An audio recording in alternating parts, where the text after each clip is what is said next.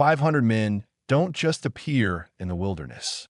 They don't ride in formation behind a single commander unless something impossible happened. Unless a man who had nothing became everything. Nora Redstone stood at the edge of the mesa, watching dust rise on the horizon like a storm made of rage and purpose. The earth trembled beneath hooves she couldn't yet see. Her hands, calloused from years of survival, tightened around the worn leather strap of her water pouch. She knew that dust. She knew what it meant when the ground shook like that. An army was coming. But whose? And why now? When her people had nothing left to take except their lives. 3 months ago, Nora's world had been whole. Her tribe lived in relative peace. In the canyon territories, trading with distant settlements, raising children who laughed without fear. She had been promised to a warrior from a neighboring clan, a man respected by the council, strong in battle, secure in tradition. It was a good match, a safe match. Then the white settlers came with papers that meant nothing to her people, but everything to the men with guns. They wanted the land. They wanted the water. They wanted the canyon that had sheltered her ancestors for generations. When the tribe refused, the settlers brought violence. Fires consumed lodges. Hunters never returned from their paths. Children disappeared in the night. The neighboring clans, once allies, scattered like ash and wind, too weakened by their own losses to help. Nora's promised husband died defending a water source 3 weeks ago. She had not cried. There was no time for tears when survival demanded every breath. Now she led the women and elders in the absence of the warriors who had fallen. 17 families remained. 43 people, most of them too young or too old to fight. The council of elders looked to her for answers she didn't have. Food was scarce. Ammunition was gone. Hope was a luxury they had buried with the dead. And still the settlers circled like wolves, waiting for the final moment to strike. Nora had sent scouts in every direction, searching for allies, for mercy, for anything. They returned with nothing except rumors. Whispers of an army moving through the territories. Not soldiers, not settlers, something else. A force led by a man whose name was spoken with equal parts fear and reverence. A man who commanded loyalty, without heritage or title. A man who had built an empire from dust and desperation. She hadn't believed it. Rumors were cheap. Salvation was expensive. But now, staring at that rising dust, feeling the thunder of 500 horses shaking the ground beneath her feet, Nora felt something she hadn't allowed herself to feel in months. Not hope, something more dangerous, possibility. The dust cloud grew closer. She could see shapes now, riders in formation, moving with military precision, banners she didn't recognize, snapping in the wind. Her heart hammered against her ribs. Whoever led this force had power, real power, the kind that could crush what remained of her people without effort or save them. She didn't know which terrified her more. A young scout, barely 16, sprinted up the path to where she stood. His eyes were wide, his breathing ragged. He spoke in their language, fast and urgent. The army was 2 hours away. They were heavily armed, well supplied, organized, and at the front, riding a black horse that looked like it was carved from night itself, was their commander. The boy described him tall, broad-shouldered, face shadowed by a wide-brimmed hat, clothes dark as the horse he rode. He carried himself like a man who had forgotten what fear felt like. The scout said something else, something that made Nora's blood turn to ice. The commander had asked for her by name. She descended from a mesa, her mind racing, through possibilities, through threats, through every enemy her people had made. Who knew her name? Who would come with? An army just to find her? The settlers didn't care about names. They cared about land. This was something else. Someone else. The remaining families gathered in the center of the camp, watching her with eyes that begged for answers. She had none. only instinct, only the sickening certainty that her past had finally come to collect its debt. The council of elders stood in a half circle, waiting. The oldest among them, a woman with silver hair and a face carved by time, spoke quietly. They had no weapons to fight an army, no strength to run. If this force wanted them dead, they would die. If this commander wanted something else, they would have to negotiate. Nora nodded. She understood. Survival meant surrender, or it meant trust. An hour passed, then another.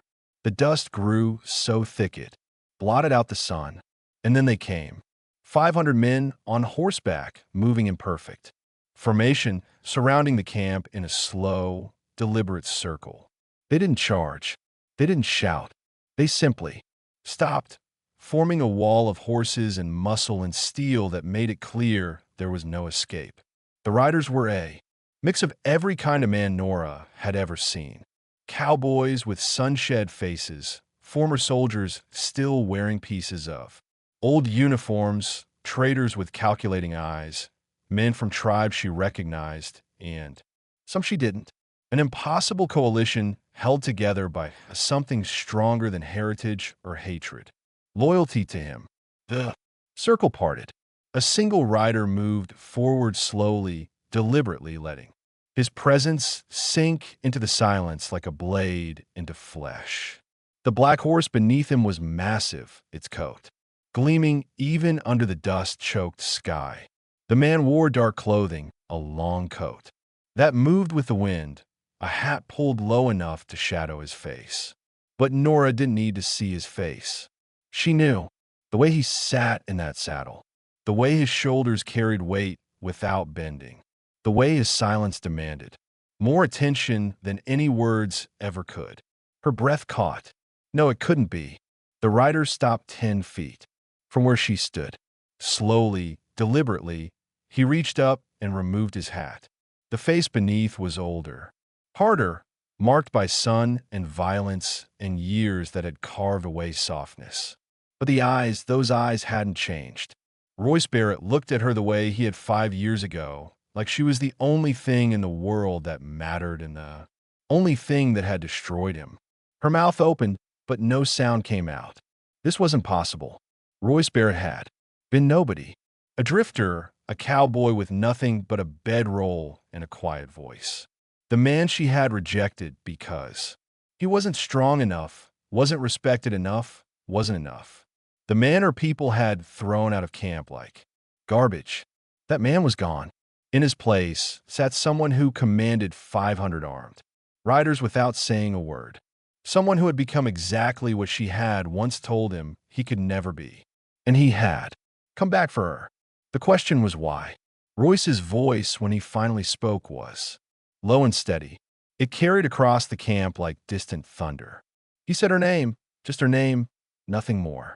But the way he said it made her feel like the ground beneath her feet had disappeared, like the last 5 years had collapsed into this single moment.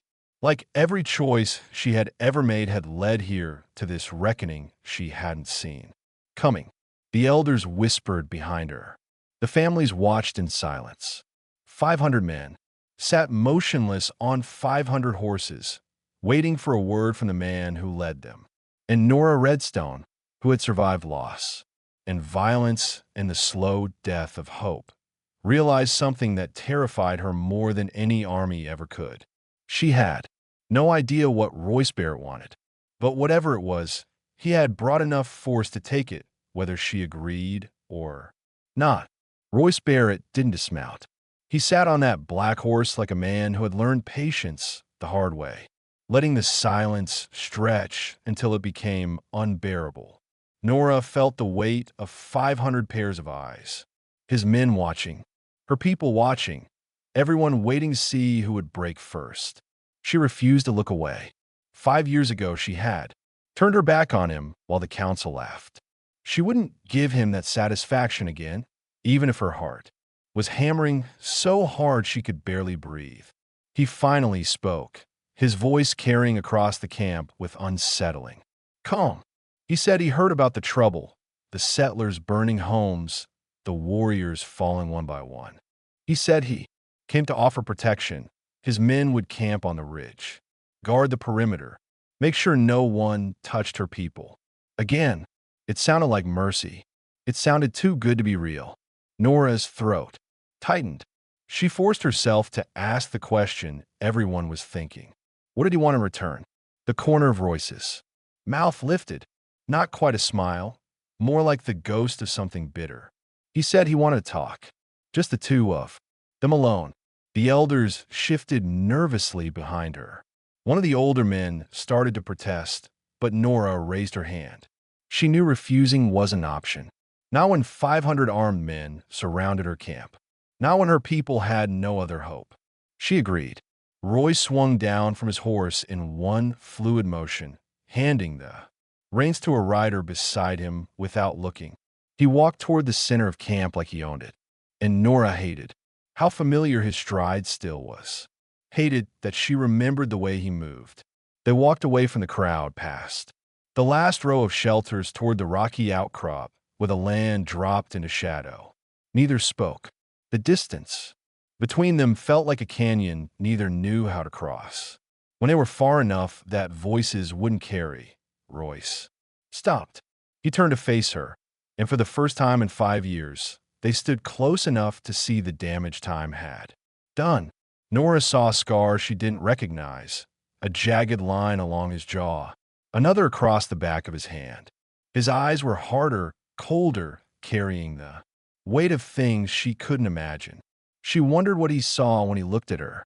Probably the same pride that had sent him away. Probably the same woman who had chosen tradition over the quiet cowboy who loved her. Roy spoke first. He asked if she remembered the last thing she said to him. Nora's chest tightened. She remembered.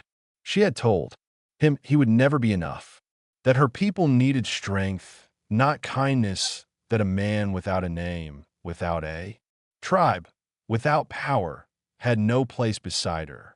The council had agreed. Her promised husband had laughed, and Royce had left without a word, disappearing into the desert like smoke. She asked, and why he came back. Royce's expression didn't change, but something flickered behind his eyes. Something raw and unresolved. He said he made a promise to himself the day he left, that if she ever needed him, he would come. No matter what it cost, no matter what it changed. Nora felt her throat close. She wanted to believe it was that simple, that he came out of love, out of loyalty to a memory. But she had seen the way his men moved, the precision, the discipline, the fear in their eyes when they looked at him. This wasn't the quiet cowboy she remembered. This was someone who had built an empire on the bones of his past. Someone who commanded, through strength, not kindness, the very thing she had once told him he lacked. She asked the question she was terrified to hear answered. Did he come to save her people or to prove she was wrong? Roy stepped closer, close enough that she could smell leather and dust and something else. Something that reminded her of the man he used to be. He said, maybe it was both. Maybe he couldn't separate the two anymore. Maybe watching her reject him had broken something inside that never healed, right? His voice dropped lower, rougher. He said she wanted a man with power. Now she had one standing in front of her. The question was whether she could live with what that power had cost him to earn. Nora's pulse raced. She didn't know if it was fear or something more dangerous. Something that felt like the ghost of what she had felt for him before pride got in the way. Before the council's judgment mattered more than her own heart. She opened her mouth to respond, but a shout cut through the air. One of the scouts came running, breathless, and wildeed. The settlers were moving. A large group, heavily armed, heading straight for the camp. They would arrive by dawn. Royce's expression shifted instantly. No hesitation, no doubt. He turned and whistled sharp and commanding. Within seconds, his men were in motion, forming defensive positions, checking weapons, moving with the efficiency of a trained force. He looked back at Nora, and his voice was steady, unyielding. He told her to get her people to the center of camp, keep them together. No matter what happened, they stayed put. He would handle the rest. She wanted to argue, wanted to demand answers to the 100 questions tearing through her mind, but there was no time. Royce was already walking back toward his men, issuing orders in a tone that left no room for debate. And Nora realized, watching him take command of a situation that should have destroyed them, that she had made a terrible miscalculation 5 years ago.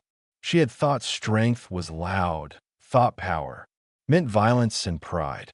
But Royce Barrett had become something far more dangerous. He had learned to carry both, without letting either define him. And now her people's survival depended on the man she had once thrown away. The night passed in suffocating tension. Nora gathered her people in the center of camp as Royce had ordered, herding frightened children and exhausted elders into a tight cluster. She posted the few remaining warriors at the inner perimeter, though they all knew it was symbolic. If the settlers broke through Royce's line, nothing would stop the slaughter.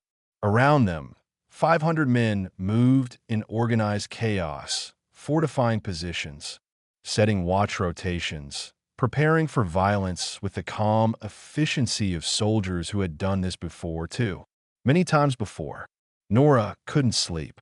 She stood at the edge of her people's gathering, watching Royce move between his men, checking positions, adjusting strategy. He never raised his voice, never showed doubt. Every man he spoke to nodded and moved without question. She had spent 5 years trying not to think about him, try to bury the memory of the quiet cowboy who had looked at her like she was something precious. Now she couldn't look away, couldn't stop wondering what had happened in those missing years to turn him into this. Around 3 o'clock in the morning, one of Royce's scouts returned from the southern ridge. Nora was close enough to hear the report. 40 settlers, maybe more, armed with rifles and revolvers. They were making camp 2 miles out, waiting for first light, planning to hit the camp when visibility improved and exhaustion made people careless. Royce listened without expression, then gave orders that made Nora's blood run cold. He split his force into 3 groups.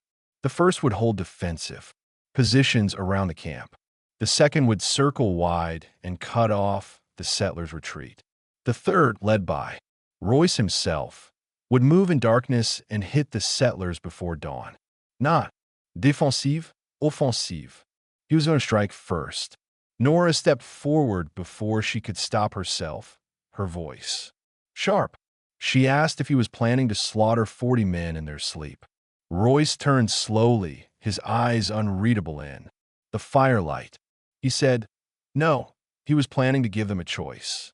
Surrender and leave or die where they stood. Either way, they wouldn't reach her camp. His tone left no room for moral debate.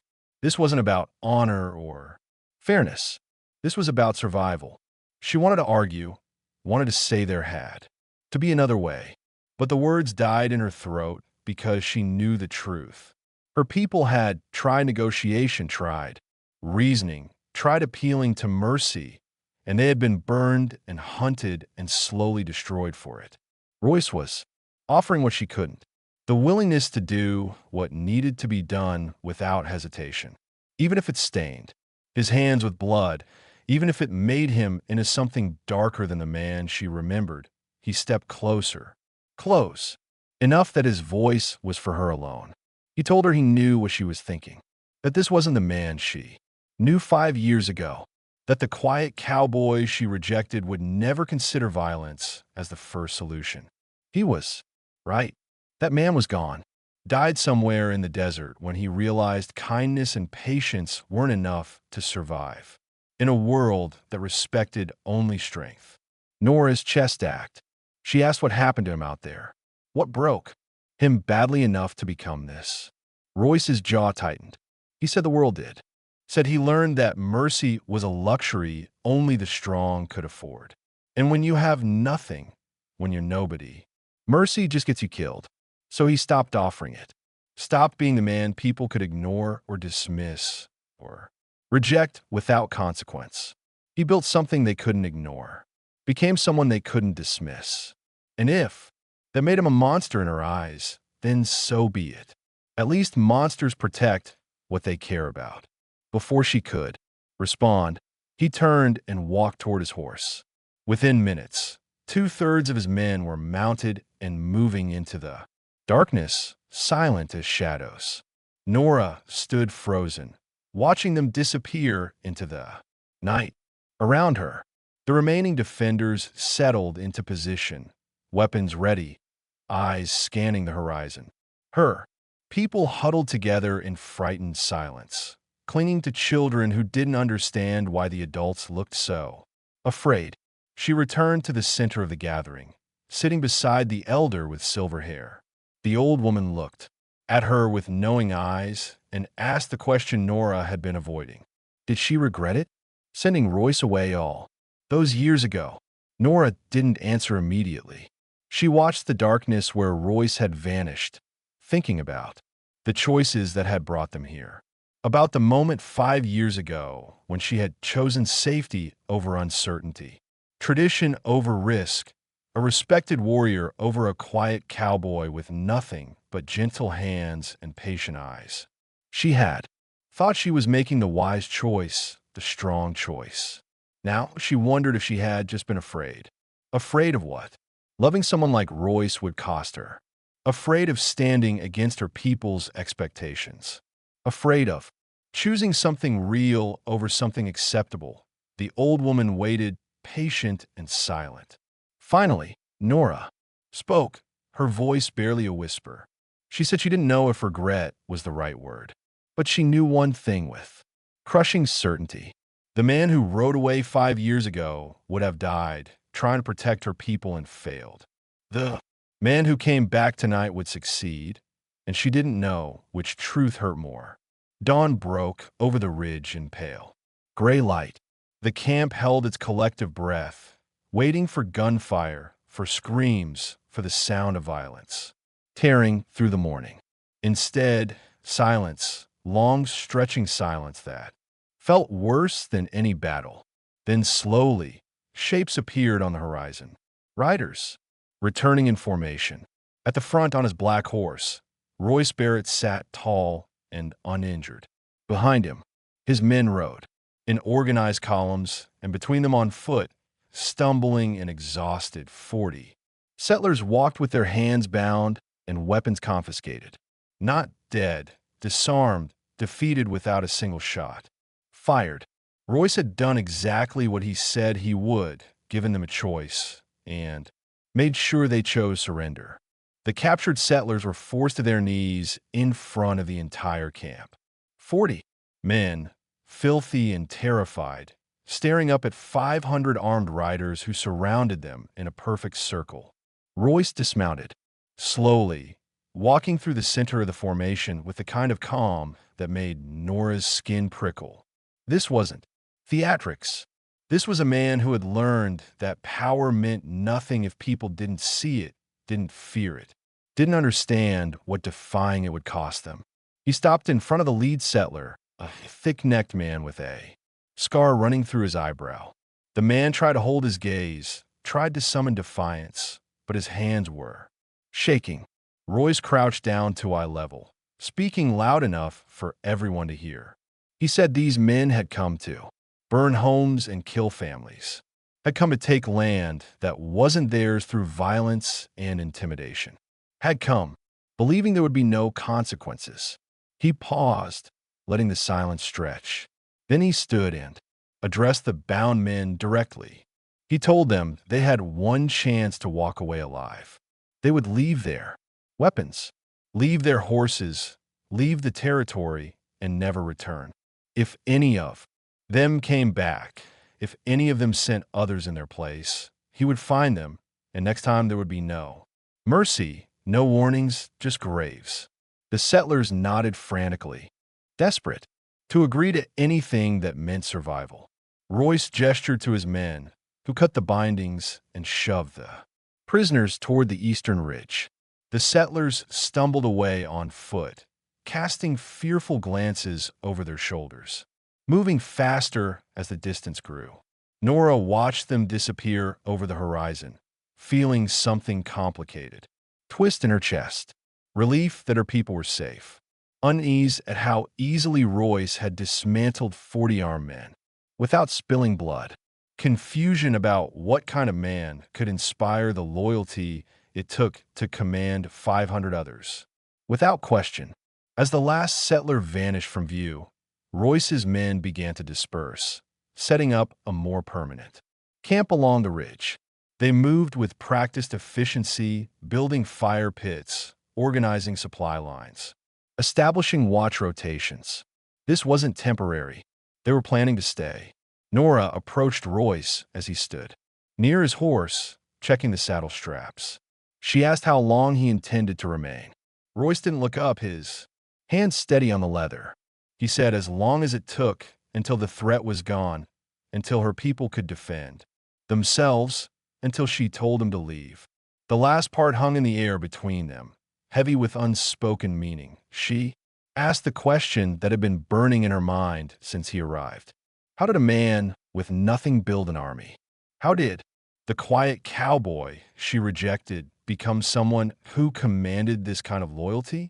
Royce finally looked at her, and for a moment she saw something unguarded in his eyes, something that looked like exhaustion. He said it started with survival. After he left her camp, he drifted south, taking work where he could find it. Worked ranches, rode security for traders, did things he wasn't proud of when hunger made choices for him.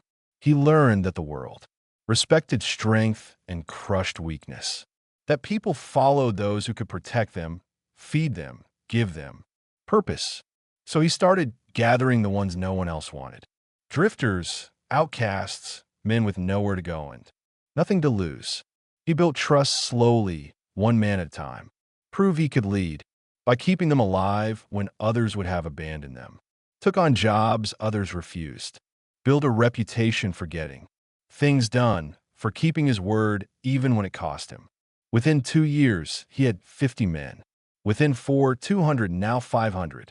All of them willing to ride into danger because they believed in him more than they feared death.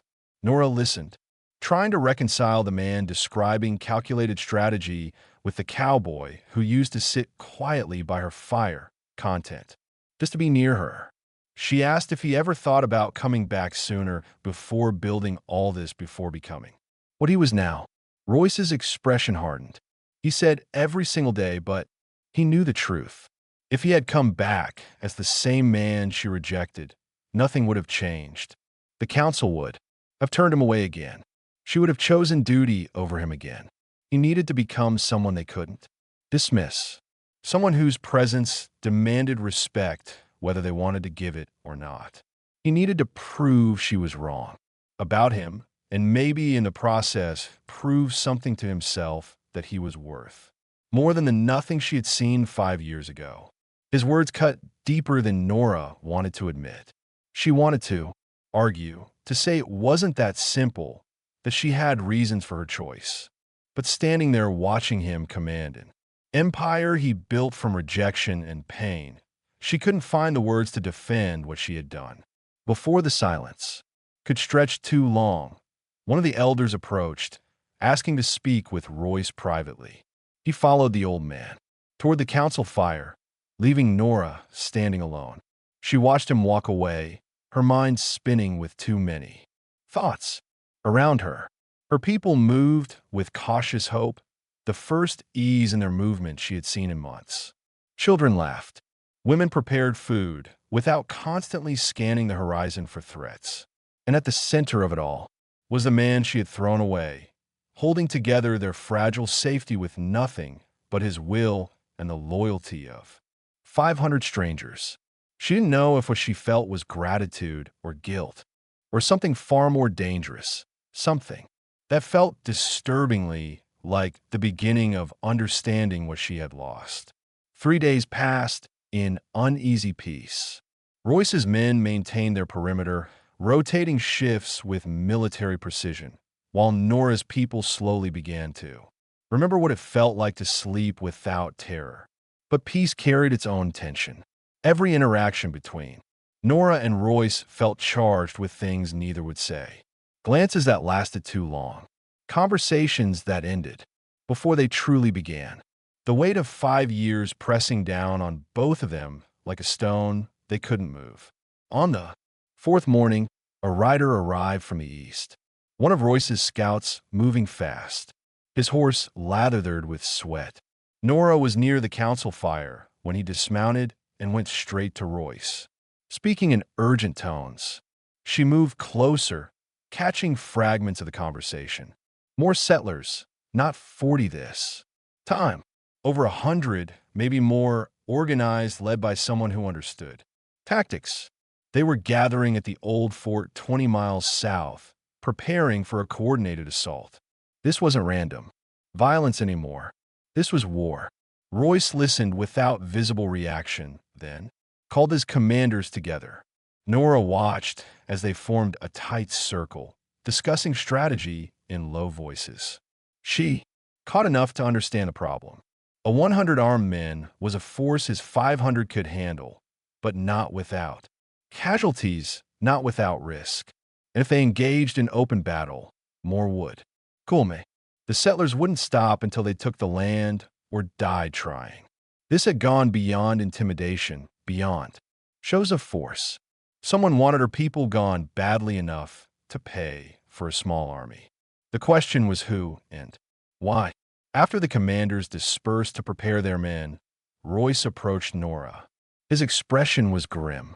He told her they needed to talk about options. Staying and fighting meant bloodshed. And even if they won, it would never end. More would come. Always more. The only way to stop it permanently was to find out who was funding the attacks and eliminate the source. Cut off the head and the body would die. But that meant leaving the camp vulnerable while he took a small force to investigate. It meant risk. It meant trust.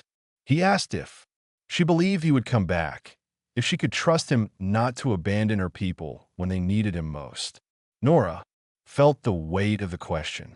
5 years ago, she hadn't trusted him with anything, hadn't believed he was capable of protecting what mattered. Now he was asking her to stake her people's survival on that trust, on the belief that the man she rejected had become someone who kept his promises even when it hurt. She met his eyes and said yes. She trusted him, not because of his army or his reputation, but because she had watched him for 4 days and seen something the quiet cowboy used to have, something she thought was weakness back then, but understood now was strength of a different kind.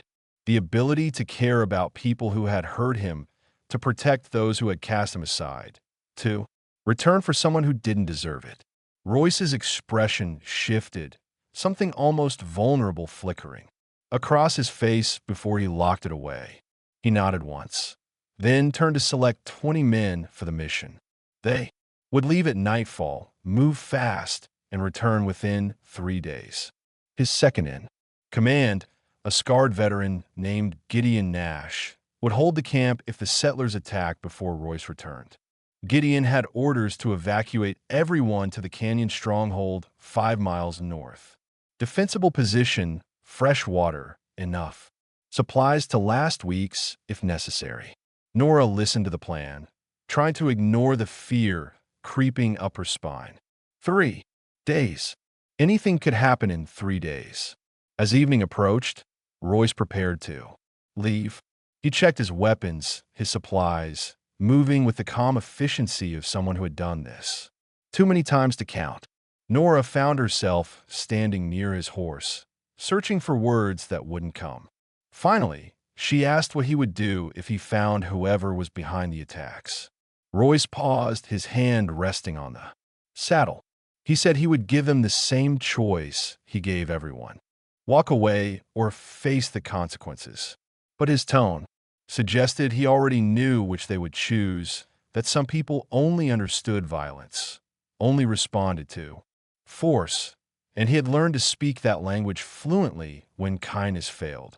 She asked if that made him feel powerful, if building an empire on fear and loyalty gave him the satisfaction he had been searching for. Royce turned to face her fully, and the look in his eyes was so raw it nearly broke her. He said power didn't make him feel anything, except tired, that every man who followed him was a reminder of how broken the world was. How many people had nowhere else to go? How survival required becoming something harder than what you wanted to be.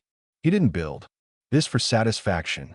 He built it because when you have nothing, when you're nobody, you either become something that matters or you disappear. And he refused to disappear, refused to let her forget him, refused to prove her right. Before Nora could respond, Royce mounted his horse. His 20 chosen men fell in behind him, silent and ready. He looked down at her one last time, and his voice was quieter than she had heard since he arrived. He told her if something went wrong, if he didn't come back, Gideon would take care of her people. She would be safe. He had made sure of it. Then he turned his horse toward the darkening horizon and rode away, taking 20 men into danger while 500 stayed behind to guard the woman who had once told him he would never be enough. Nora stood watching until the dust settled and the darkness swallowed them whole, feeling the sick certainty that she had finally found the right man. At exactly the wrong time. 2 days passed like open wounds. Nora barely slept, standing watch with Gideon's men, scanning the horizon for threats that never came. The camp held its breath, waiting for either Royce's return or the settler army's arrival. Whichever came first would determine if they lived or died. The children sensed the adults' fear and grew quiet. Even the wind seemed to hold still, as if the land itself was waiting for something terrible to break. On the morning of the third day, Nora stood at the eastern ridge, watching the sun climb over distant hills. Gideon approached, his weathered face unreadable. He said if Royce wasn't back by nightfall, they would evacuate to the canyon stronghold as ordered. It was the smart choice, the safe choice, but it also meant admitting Royce might not be coming back, that the man who commanded 500 through Sheer might have finally met something he couldn't overcome. Nora nodded, not trusting her voice. Gideon studied her for a moment, then spoke quietly. He said Royce had never asked about a woman in all the years he had known him, never mentioned the past, never showed weakness until 4 days ago when he saw her again. Gideon said whatever happened 5 years ago, it still mattered, still drove him. And maybe that was why he took the risk of leaving, to prove he could protect her even when she couldn't see him doing it. The words settled, heavy in Nora's chest. She wanted to ask more, wanted to understand what Royce had become in the years away from her.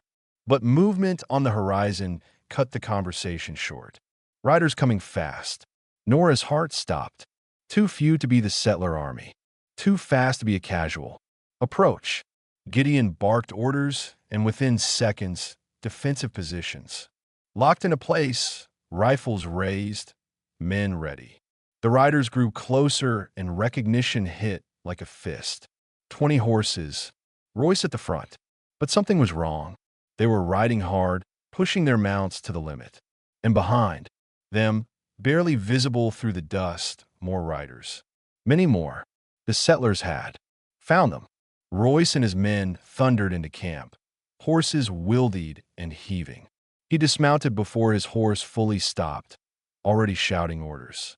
The settlers were an hour behind, maybe less, over 100 strong, armed for war. They had been waiting near the fort, knowing Royce would come. It was a trap, and he had walked into it, barely escaped, lost 2 men in the process. Now the enemy knew exactly where to find them. Gideon immediately began evacuation procedures. Families gathered, supplies. Children were lifted onto horses. The elderly helped to their feet. Organized chaos fueled by survival instinct. They had maybe an hour to reach the canyon stronghold before the settlers arrived. Maybe. Royce found Nora in the chaos, his hand closing around her arm. Not rough, but urgent. He told her to ride with the first group. Get to safety. Don't look back. His men would cover the retreat. Hold the settlers long enough for everyone to escape. It was the only way. Nora jerked her arm free, anger flashing hot. In her chest, she asked if he planned to die holding them off. If that was his grand solution, sacrifice himself and his men so her people could run. Royce's jaw tightened. He said if that's what it took, yes, that was the whole point. He came back to protect her, to make sure she survived even if he didn't. That was the promise he made to himself 5 years ago. And he kept his promises, even the ones that cost everything. Something broke inside Nora. 5 years of walls, of pride, of convincing herself she made the right choice. She grabbed the front of his coat, pulling him close enough that their faces were inches apart. She told him she didn't want his sacrifice, didn't want his noble death. She wanted him alive, wanted the chance to tell him she was wrong, that sending him away was the worst mistake she ever made, that watching him ride back in her life had torn open everything she thought she had buried. Her voice cracked, raw and desperate. She said if he died here, she would never forgive him, never forgive herself.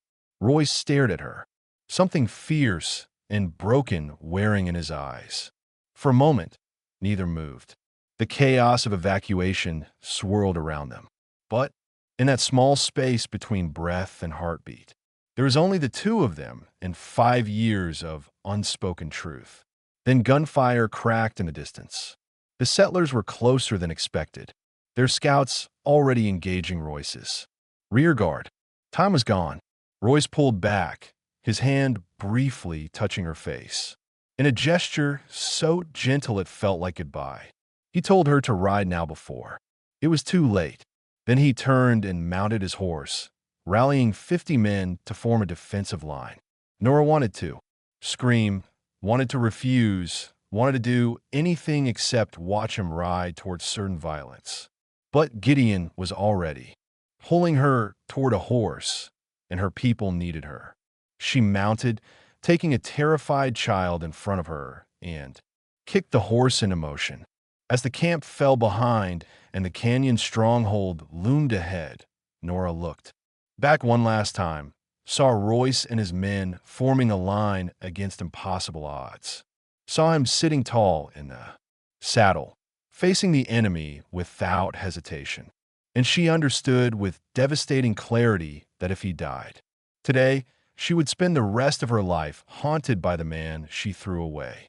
The canyon stronghold was exactly what Royce promised. Narrow entrance, high walls, fresh water source, and enough space for her people to shelter safely. Gideon's men established defensive positions at the entrance while families settled into the protected interior. Children cried, women held each other. The elderly sat in exhausted silence. Everyone listened to the distant sound of gunfire echoing across the plains. Everyone knew what it meant. Royce and his 50 men were buying time with their lives. Nora paced the canyon entrance like a caged animal, ignoring Gideon's warnings to stay back. She counted the shots, tried to gauge distance, searched the horizon for any sign of movement. Nothing, just smoke rising in the distance and the sickening certainty that men were dying out there because she had made too many wrong choices. The elder with silver hair approached, placing a weathered hand on Nora's shoulder. She said some battles couldn't be won through strength alone, that sometimes survival required accepting help even when pride made it painful. That Royce came back not because she deserved it, but because some people loved in ways that didn't require deserving. The words were meant as comfort. They felt like knives. An hour passed, then two. The gunfire grew sporadic, then stopped altogether. Silence settled over the plains like a burial shroud. Nora's chest constricted. Gideon's men exchanged grim looks. No one spoke the fear everyone shared. Then movement. Riders approaching from the west. Gideon raised his rifle. Men taking position. The riders came closer, emerging from dust and smoke. Royce's men alive, bloodied and exhausted. Several wounded, but Alive. More than alive. Victorious. They rode in formation and behind them bound. And walking. Over 60 settlers with their weapons confiscated. The rest had retreated or died trying. Royce rode at the front, his coat torn and bloody. A cut across his forehead, still seeping red. But he sat straight in the saddle, eyes scanning the canyon entrance until they found her. The relief that crashed through Nora was so powerful it nearly brought her to her knees. He was alive, against impossible odds, against a force. Twice his size, he had survived and brought his men back. Royce dismounted, slowly, favoring his left side where his shirt was dark with blood. He gave orders to secure the prisoners, tend the wounded, establish watch rotations. Every word steady and clear despite obvious pain. When immediate chaos settled, he walked toward Nora with the careful movements of someone holding themselves together through sheer will. She met him halfway, her hands hovering near his injuries, not knowing where to touch that wouldn't hurt. She asked how bad it was. Royce said he had been worse. The cut on his forehead was shallow. The wound in his side would heal. He had lost 3 more men. Good men who deserved better than dying for someone else's land dispute. But they had broken the settler force, captured enough to negotiate from strength, and discovered who was funding the attacks. A land speculator from the east buying violence wholesale, trying to clear the territory for railroad expansion. Rich man playing chess with other people's lives. Nora listened, but all she could focus on was the blood still seeping through his shirt, the exhaustion carved into his face, the weight he carried that never seemed to lighten. She told him to sit down before he fell down. Royce started to argue, but his legs betrayed him, buckling slightly. Nora caught his arm, steadying him, and for the first time since he returned with 500 men, he let her let himself be vulnerable, let himself need help. She guided him to a flat stone near the water source and carefully removed his coat. The wound in his side was deep but clean, would need stitching would leave. Another scar to add to the collection as she cleaned the blood, her hands steady despite the emotions churning inside her. Royce watched her in silence. Finally, he spoke, his voice rough with fatigue. He said he found the speculator's location 40 miles south in a fortified compound. The man hired the settlers, paid them gold to drive her people out or exterminate them. Royce planned to ride there tomorrow with 200 men, not to kill, to negotiate. The speculator wanted land. Royce would offer him a choice: withdraw the contract and leave the territory or face 500 angry men who had nothing to lose and everything to prove. Money couldn't buy loyalty like that. Couldn't buy men willing to die for a cause. The speculator would fold. They always did. When faced with real consequences, Nora paused in her work, meeting his eyes. She asked what happened after that. After the threat was gone and her people were safe. What happened to him and his 500 men? Where did they go in there? Was nothing left to fight? Royce's expression shifted, something unguarded and uncertain replacing his usual confidence. He said he didn't know. For 5 years, he had moved from one crisis to another, built an empire on being needed, on having purpose. But eventually the fighting stopped. Eventually peace came, and he had no idea who he was in a world without conflict. No idea if the man he had become could exist in calm, or if he had traded too much of himself for strength to ever find his way back. Nora finished cleaning the wound and began stitching it closed. Each pull of thread, deliberate and careful. She told him maybe he didn't need to find his way back. Maybe the quiet cowboy she knew and the man who commanded armies weren't as different as he thought.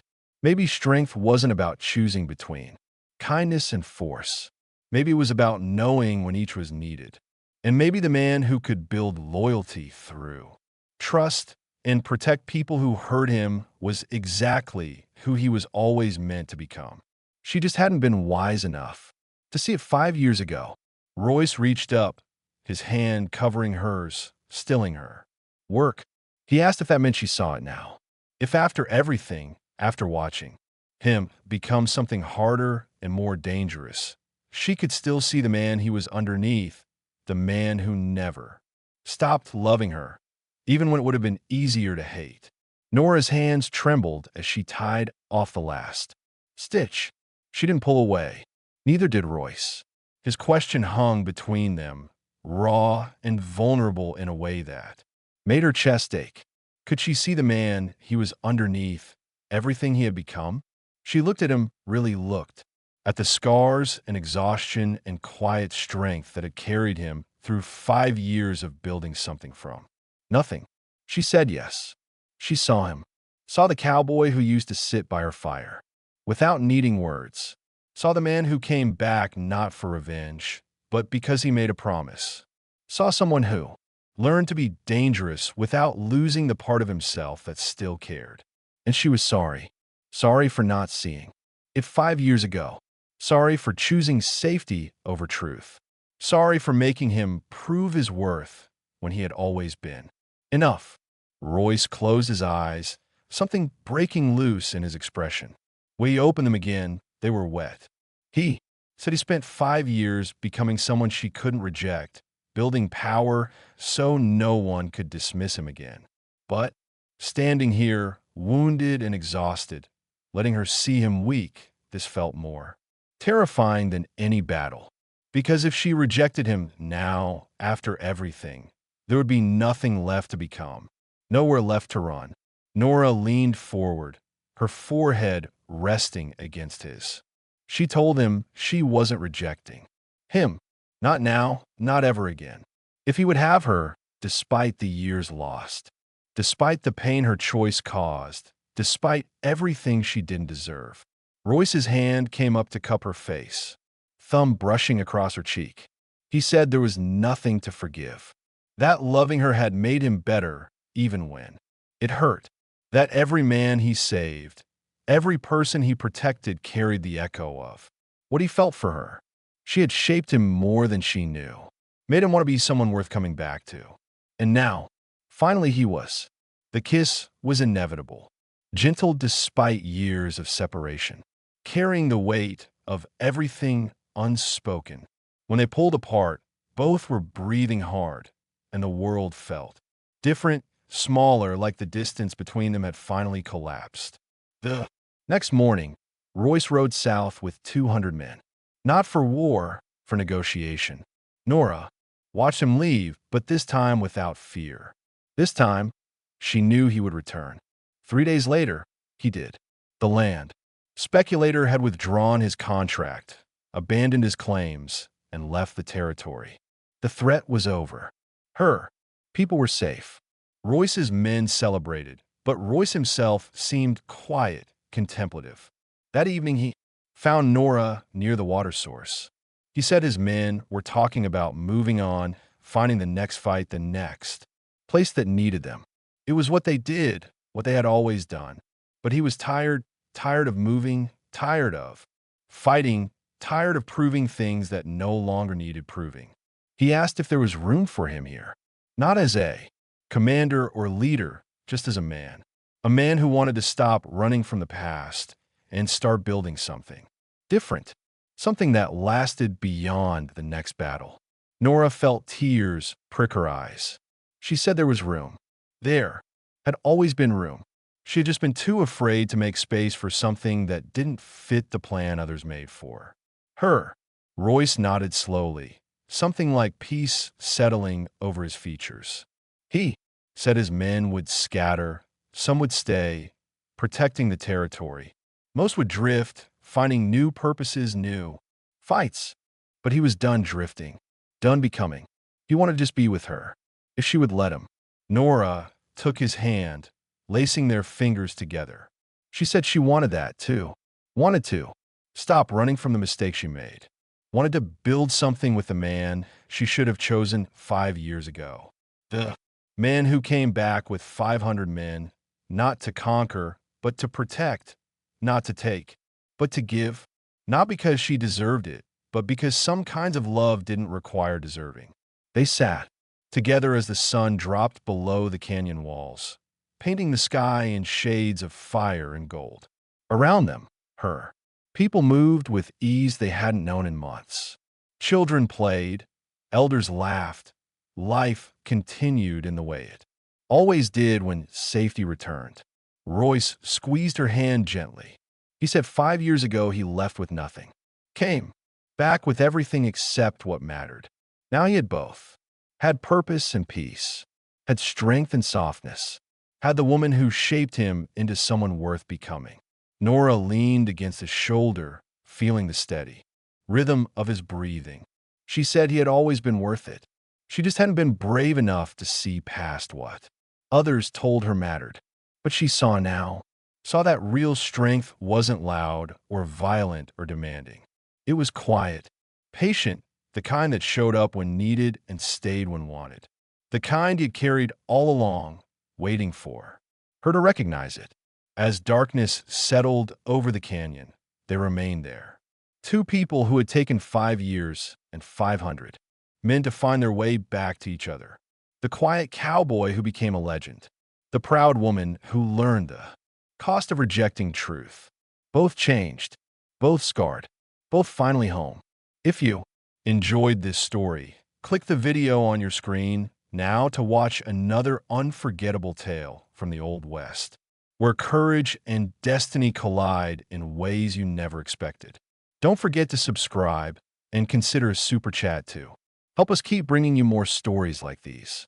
Your support means everything to us.